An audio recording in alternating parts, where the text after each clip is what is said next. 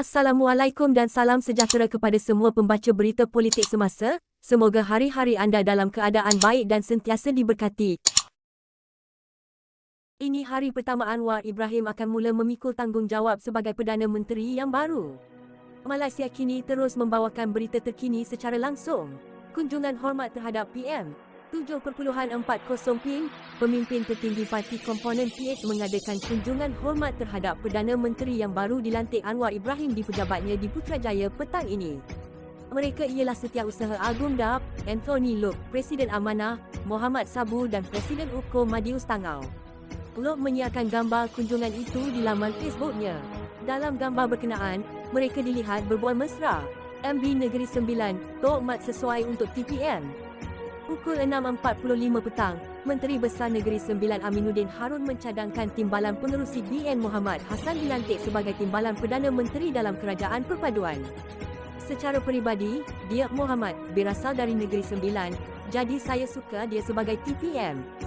Dia seorang ahli politik dan pemimpin yang berpengalaman, yang boleh menepati rang undang-undang. Utusan Malaysia memetik Aminuddin, yang juga pengerusi Pakatan Harapan Negeri Sembilan sebagai memberitahu wartawan hari ini. Semalam, Perdana Menteri Anwar Ibrahim berkata akan ada 2 timbalan menteri dalam Kabinet Kerajaan Perpaduannya dan jawatan itu masing-masing akan diisi oleh wakil daripada BN dan Gabungan Parti Sarawak GPS. Muhammad, yang juga ahli Parlimen Rembau, telah dispekulasi sebagai salah seorang calon yang berkemungkinan untuk mengisi jawatan itu. Pukul 6.40 petang, Ketua UMNO bahagian Gombak Megat Zulkarnain Omardin dilantik sebagai Ketua UMNO Selangor yang baharu, menggantikan Noh Omar. Setiausaha Agung UMNO Ahmad Maslan mengumumkan perkara itu di Twitternya hari ini. Noh berundur daripada jawatannya sehari selepas PRU 15, berikutan prestasi buruk BN pada pilihan raya di mana mereka hanya memenangi 30 kerusi parlimen dan hilang kawalan di Perlis, Perak dan Pahang. Jawatan TPM, BN tiada calon. Pukul 6.36 petang, BN tidak mempunyai calon untuk menyandang jawatan Timbalan Perdana Menteri, kata naib pengerusinya Joseph Kurup. Belum, saya minta maaf saya tidak mahu membuat spekulasi, Kurup, yang juga Presiden Parti Bersatu Rakyat Sabah PBRS, dipetik memberitahu Berita Harian menerusi mesej teks.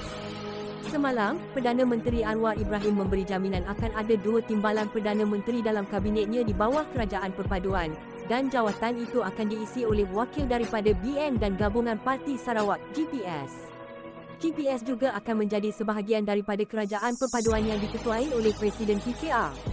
Pukul 6.25 petang, Setiausaha Politik bekas Perdana Menteri Ismail Sabri Yaakob, Syed Muhammad Fazmi Said Muhammad menafikan itu adalah suaranya dalam rakaman audio tula yang mengandungi perbualan antara 2 lelaki bercakap mengenai membunuh kredibiliti Najib Abdul Razak.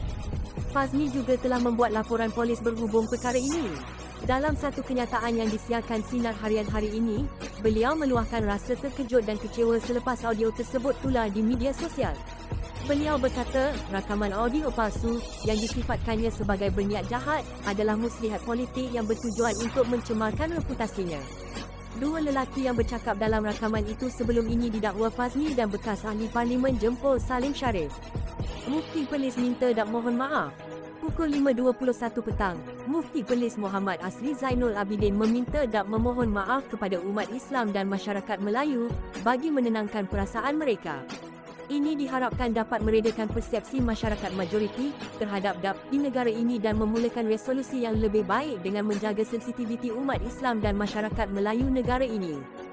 Jika DAP enggan, mereka akan dilihat sebagai DAP yang sama yang diragui dan ditolak oleh orang Islam sebelum ini, tulis Asri di Facebooknya. Kesaannya dibuat selepas DAP memohon maaf kepada kerajaan dan rakyat Sarawak baru-baru ini. Najib mainkan semula konspirasi lama. Pukul 5 suku petang, pasukan media bekas Perdana Menteri Najib Razak sedang menghidupkan semula konspirasi dari awal tahun ini, melibatkan pemimpin PAS, UMNO dan Bersatu.